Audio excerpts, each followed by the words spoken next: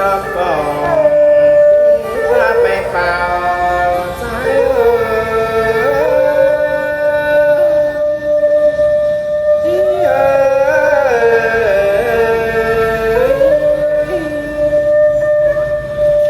อย่าพาไปใจปลูกสาวเมื่อคืนเบื้องก่อน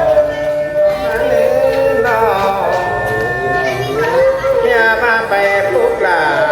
วันน้องเจอก่อนใครกันใจเรามาเนื้อสายเจอใจเนื้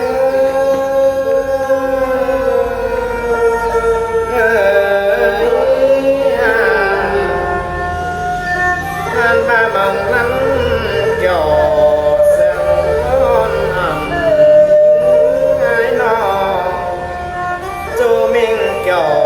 ดแต่น้อยก็ตื่นมาแฝงมีเสื้อแอง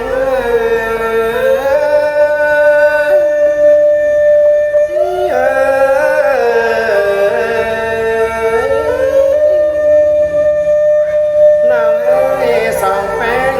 กันหอจันมาเหลือไม่เดือ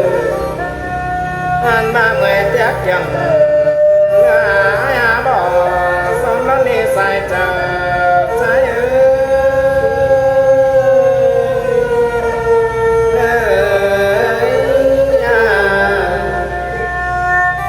มาตื่นนี้นะตื่นนี้นอผ่านมาตื่นนอจันมาเพิ่งเล่าบานแป้งเนื้อผ่านมาตื่นนอกกว่ามาเพิ่งเล่าเลยนอผ่านมาเราไม่ขึ้นว่าสูงจะเหมยแป้งใส่หน้าผ่านมาเราไม่ขึ้นผ้าจะเหมยใส่แป้งเสด็จใส่ใจ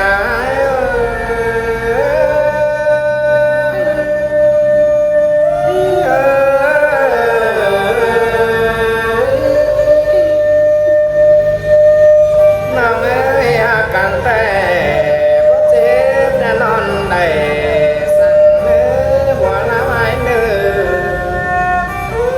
มาบ่ใส่ยาล้อมไม้สั่งเนื้อนอผ่านมาบ้านดอนฮักคืนหนึ่งดอกเบอร์ตานสั่งคนนอนตาหน้านอผ่านมาบ้านดอนฮักคืนหนึ่งดอกเบอร์ตานสั่งคนทำผ่านมาโอ้เบอร์หนึ่งปีลาโอ้ตานตั้งเอาคือเราใส่ใจ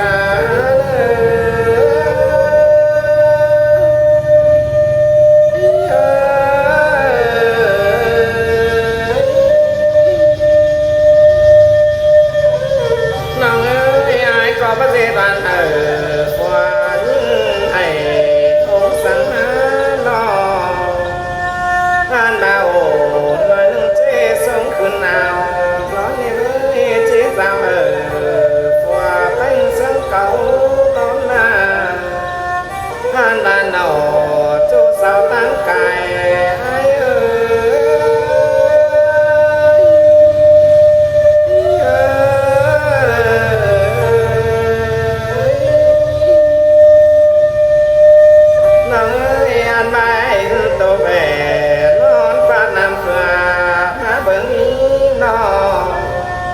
ผ่านไป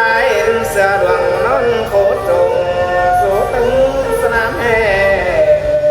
ผ่านไปแม่ตัวน้อยนอนผ่านน้ำเกลือมาเบิ่งเนื้อใส่เจอใจเนื้อ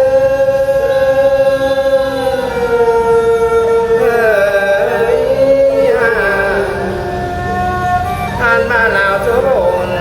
เชื่อนอนน้องลาผู้คนยันนอนเล่นเดือผ่านมาหมดฟ้าเฟียไปมากมันกองตาผ่าน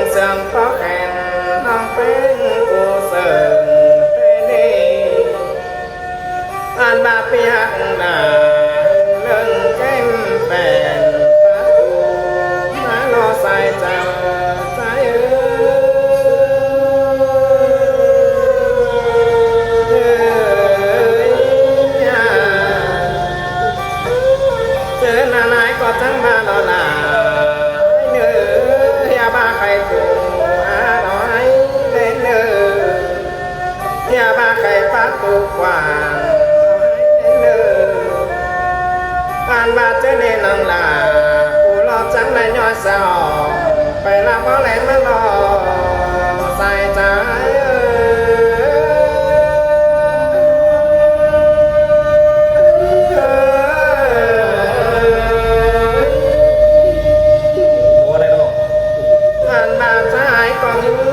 เสียงก็แค่ยิ้มเสริมได้ดีไปหักหน้าเรื่องแก้มเป็นประตูหลอกฟ้านอผ่านมาเจอในนังลาผู้รอบจังใน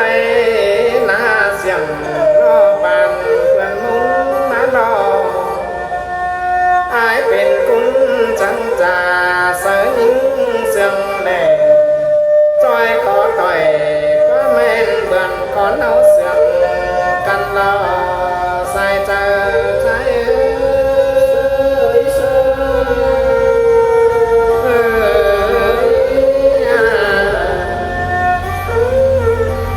ท่านมาเพิ่งกันโดนจงเอาหลังคงเยอะท่านมาร้องมักลาแต่คอยฝืนมาดึงแผลเนื้อใส่ใจ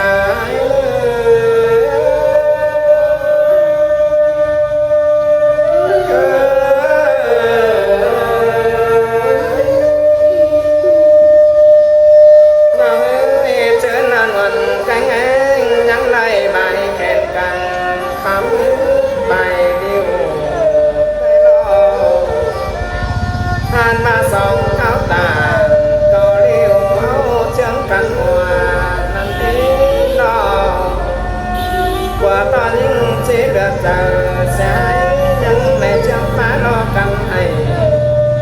เบก็สานเขาไล่นิ่งน้องเจ้าเกียตายคอยชิมรอใส่เจอ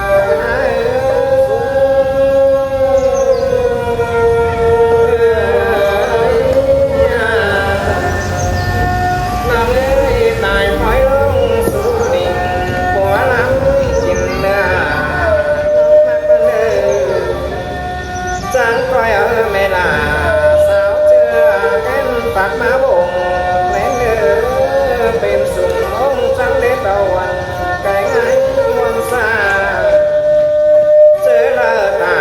ตอนหนึ่งสุกว่าเต่าปานเดียวกันแม่เนื้อ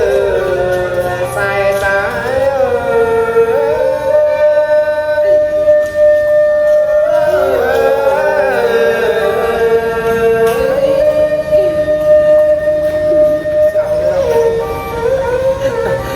รักษาสีรอบแบบว่ามาแล้ว